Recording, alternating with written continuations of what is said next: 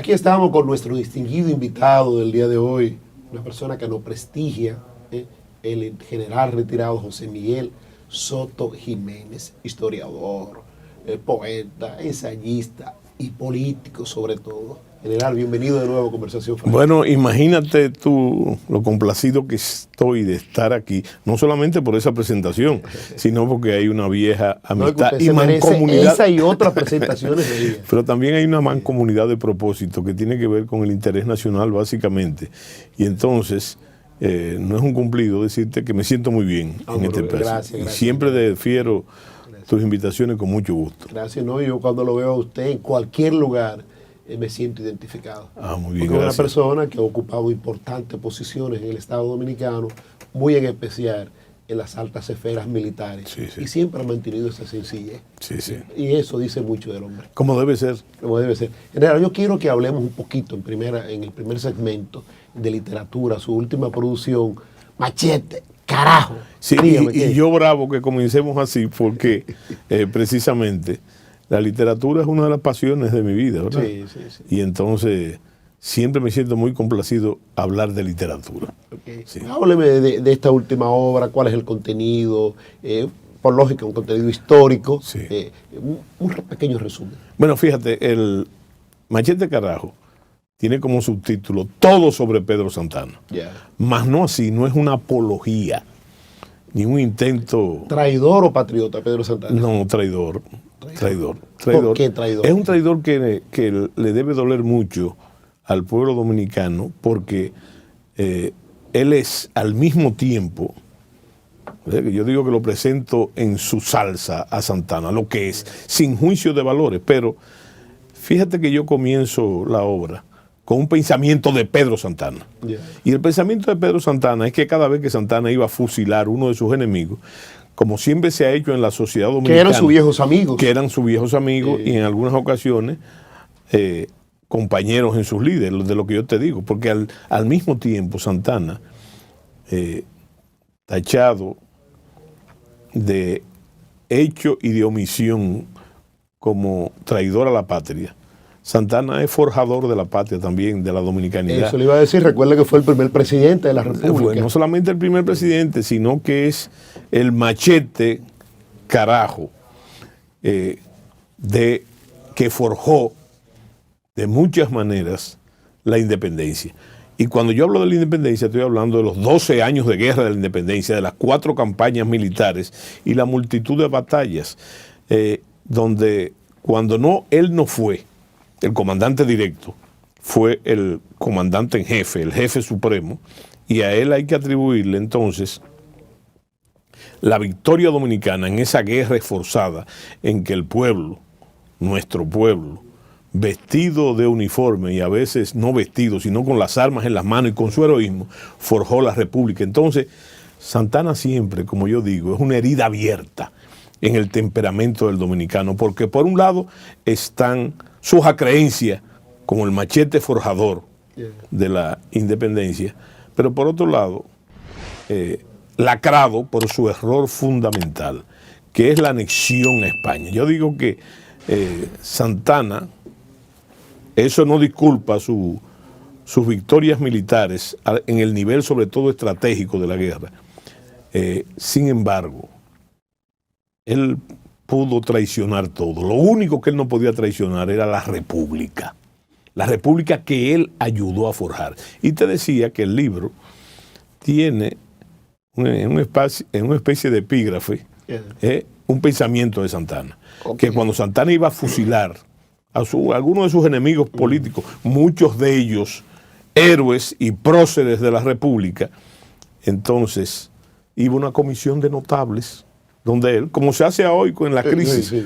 Encabezada, por cierto, como siempre, por el arzobispo primado de las Américas, iban donde él a pedirle clemencia. Y él lo despachaba siempre con ese epígrafe. Y ese epígrafe era: contra la traición no puede haber piedad, ni puede haber perdón. Entonces, al final de su vida, hay que aplicarle a él ese mismo epígrafe. Sí. General, ¿usted cree que Pedro Santana en el año 2023 merece seguir estando en el Panteón Nacional? Fíjate, tú sabes que lo llevó el doctor Balaguer. Sí, sí, yo recuerdo. Lo llevó el doctor Balaguer precisamente a un mes de entregar el poder en 1978, aunque el decreto que estipula el traslado de esos restos al Panteón Nacional data del año 1976, o sea,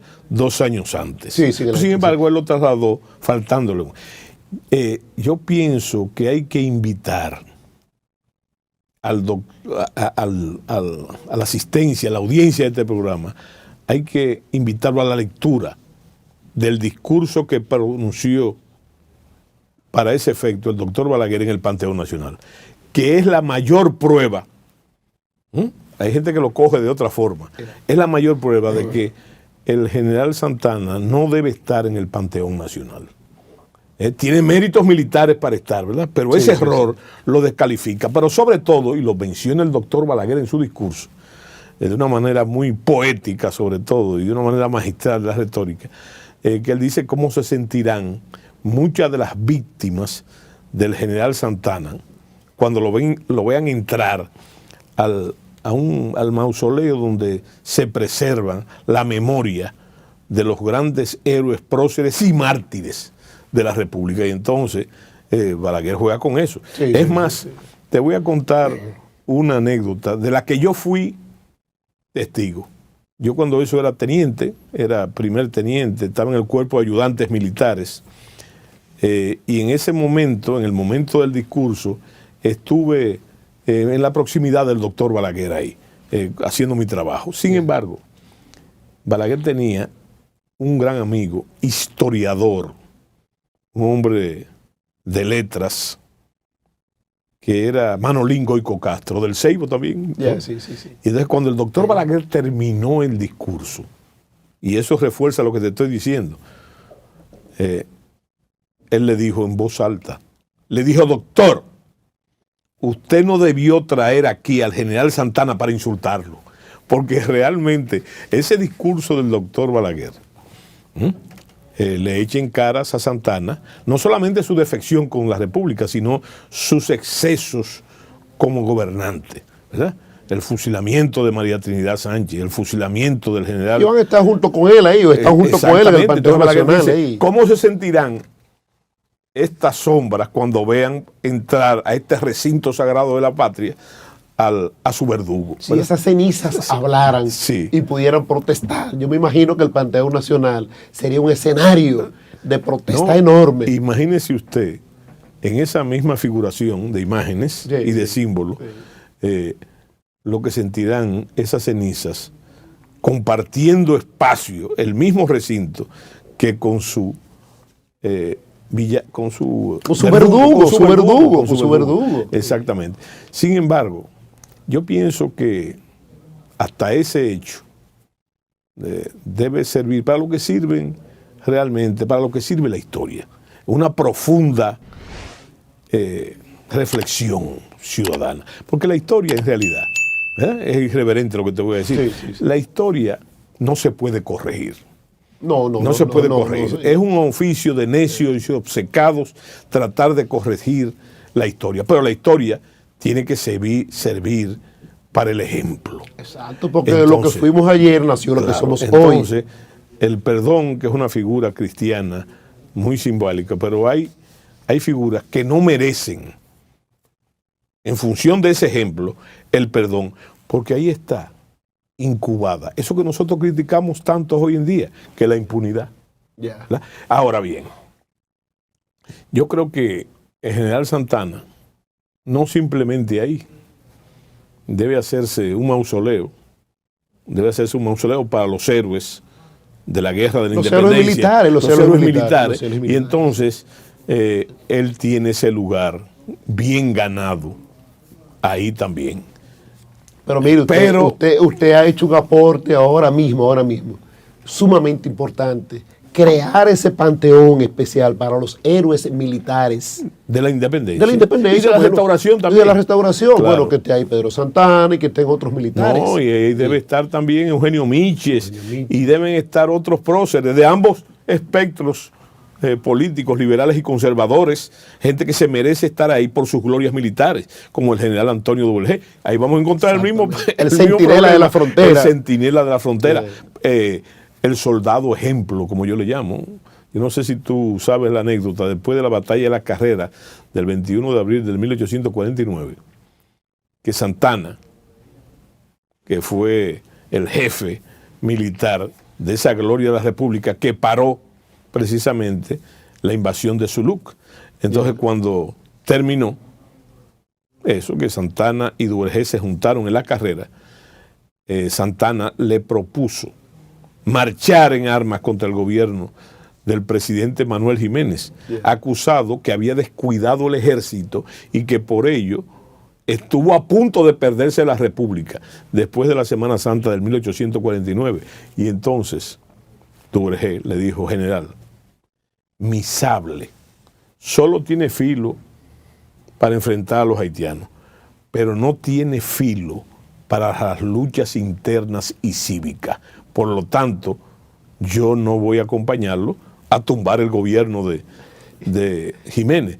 Y Santana, como ustedes lo sabrán, lo hizo preso, le pasó consejo de guerra, no lo fusiló.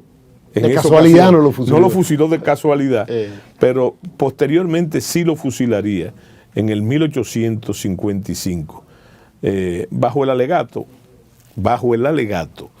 de que estaba atentando contra la seguridad interna del Estado, porque según él, yo no lo puedo confirmar, era del partido baecista, que después de haber sido su colaborador, es más, en el 1849 fue Báez como presidente del Senado, a despecho de la decisión del presidente Jiménez, que lo trajo del Ceibo para que con su ejército para que salvara la República.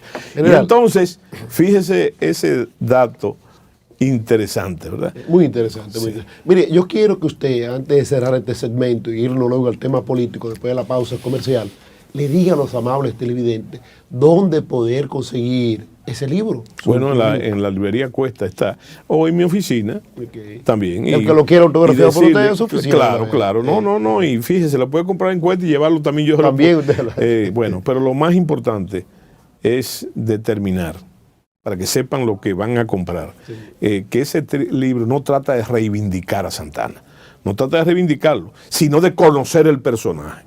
Y ya será asunto servido ahí, con muy buenas notas bibliográficas. Yo no digo ni nada especulativo, está lleno de notas bibliográficas, diga de dónde yo, inclusive la forma de hablar de Pedro Santana, que es una forma muy peculiar. Y finalmente, decirlo del título, Machete Carajo. Eso parece una combinación de un arma redentora, forjador de libertades, con su doble ascendencia laboral, y una palabrota. Bueno, ese era el grito de guerra. Fíjense, Machete Carajo era el grito de guerra de los restauradores.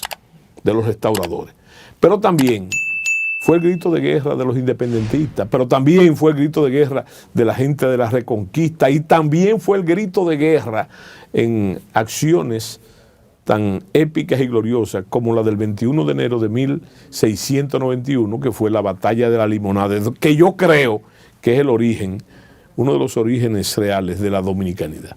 Conversamos con el general retirado José Miguel Soto Jiménez, un gran contertulio. También vamos a hablar ahora, hablamos ya de historia, pero vamos a hablar de política.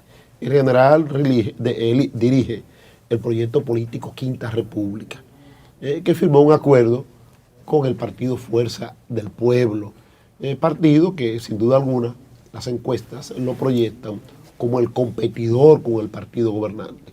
Han cerrado ya este fin de semana, cerrarán la inscripción de las alianzas de cara a las elecciones municipales de febrero del próximo año 2024. Quisiéramos escuchar del general Soto Jiménez su parecer al respecto y si su proyecto político tendrá representación en esas primeras elecciones del próximo año 2024, que son las municipales, y luego, claro, está en la de mayo, con las elecciones de los diputados, senadores de la República y, ¿por qué no?, el presidente de la República Dominicana. Mire, ciertamente, como tú has dicho, el movimiento político Quinta República, que ya arriba hoy a su año 17 de antigüedad, Wow. te diré que ciertamente apoya el proyecto presidencial del presidente Fernández y la Fuerza del Pueblo. En el caso de Soto, de la individualidad, yo ingresé formalmente como ciudadano a la Fuerza del Pueblo y pertenezco al organismo, a la dirección central.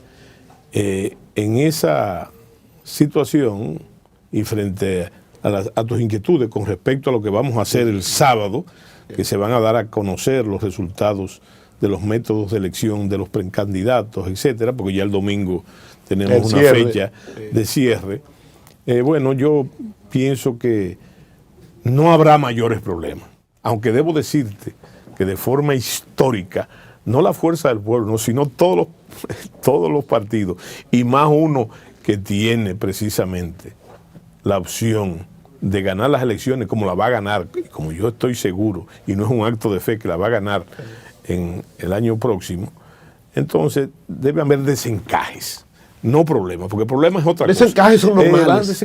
Desencajes normales. A veces los pies chocan uno con otro. No, y además que hay mucha gente meritoria que aspira, ¿verdad? Pero que precisamente no es afortunado por el método de encuestas o el método de asamblea de ser escogido como tal, y entonces eso crea ese desencaje, que por cierto, vi en televisión, yo creo que se puede decir, en Netflix, vi la vida de Shimon Peres, el famoso, uno de los fundadores del Estado israelita, y él tenía sus contrarios en el partido, ¿verdad? Entonces, él decía, frente a esas cosas, que le pasó a él varias ocasiones, él decía, y no solamente eso, sino en el nivel estratégico también, porque él es uno de los fundadores del Estado de Israel, él decía que cuando él perdía una batalla, no estoy hablando de una batalla militar, sino una batalla política, entonces él se decía a sí mismo, será la próxima vez. O sea, tenía el amargo de haber perdido, pero tenía más fe en las posibilidades de su partido y de su país. Entonces yo creo que esa debe ser la gran vacuna, sobre todo en la naturaleza de un partido como la Fuerza del Pueblo, que tú sabes bastante bien que los rigen los organismos. Los organismos, y se hace lo que los organismos determinan. Las alianzas finalmente, general, de la Fuerza del Pueblo, el famoso frente opositor, que la población, el Rescate RD, que la población ha estado esperando de manera ansiosa. ¿Qué va a ocurrir antes de la medianoche del 29 de este mes de octubre? No, yo pienso que, y lo he dicho desde el principio, creo que te lo dije a ti hasta una vez, la alianza es un arma cargada de futuro. Imagínate si en lo interno del partido, en todos los partidos pasan esos desencajes.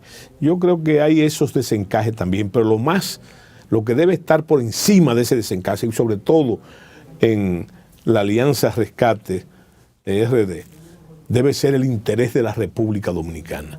Saber, sobre todo, y fíjate que te hablo proactivo, que deben ser desplazados del poder los que lo tienen, pero no simplemente por el ánimo deportivo, lo que implica la política y las pasiones, sino por las graves dificultades que está teniendo el pueblo dominicano y que son las bases de ese acuerdo y lo promisorio. Primero, el alto costo de la vida, la inseguridad ciudadana, el deterioro de los servicios públicos, el retorno terrible de los apagones, el problema que hay, y parece una redundancia, pero no lo es, con la seguridad alimentaria, y esa secuencia en la recurrencia de dificultades que está pasando el pueblo dominicano, la sociedad dominicana, pero que tenemos que hacer un acto de fe y de voluntad y de determinación ciudadana, saber que el cambio de eso, y no me gusta usar esa palabra por algo desacreditada que está,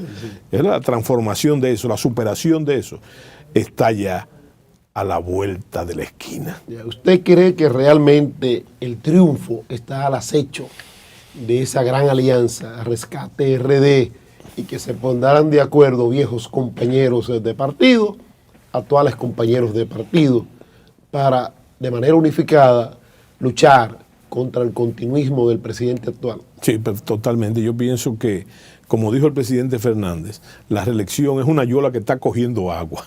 Está cogiendo agua todos los días. Todos los días encontramos, no vemos una luz detrás del túnel. Y fíjate, es algo delicado porque en todo eso se baraja el interés nacional. Pero también debo poner sobre esas circunstancias y reflexiones tuyas y mías, hay que poner la calidad dirigencial del presidente Fernández, lo que él significa, su experiencia de haber sido 3 veces presidente de la República, también su ánimo visionario y su amor demostrado por el futuro en todos los sentidos, en todas sus aristas, fundamentalmente en la educación y en la institucionalidad del presidente Leonel Fernández. Gracias, general José Miguel Soto Jiménez, integrante de la dirección central del Partido Fuerza del Pueblo, historiador, poeta, ensayista y gran ser humano ante todo. Gracias.